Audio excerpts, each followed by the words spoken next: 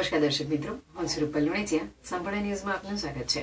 Palanpur health is wealth club cycling group દ્વારા જુદી જુદી જાગૃતિ લેવા માટે પાલનપુરથી ખાટુ શ્યામ સુધીની સાયકલ યાત્રા શરૂ કરવામાં આવી છે.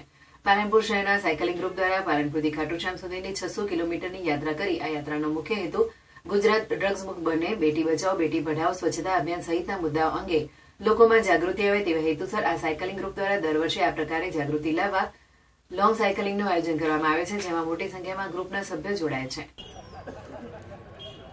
મારું નામ રિયા મોદી છે. હું હેલ્થ એન્ડ વેલ્થ ક્લબની મેમ્બર છું. અમે 10 વર્ષથી આવી રીતે નાની મોટી સાયકલિંગ કરીએ છીએ. અમારું પર્પસ એ છે કે નરેન્દ્ર મોદીએ જે પ્રમોટ કર્યું છે બેટી બચાવો અને ડ્રગ ફ્રી ઇન્ડિયા અને ડ્રગ ફ્રી ગુજરાત, સ્વચ્છ ભારત, એ બધાને અમારું પર્પસ છે કે પ્રમોટ કરીએ. અને બિંગ અ ફિમેલ સાયકલિસ્ટ હું બીજી ફિમેલ્સને આવકારું છું કે આવો તમે એકવાર એક્સપિરિયન્સ લો.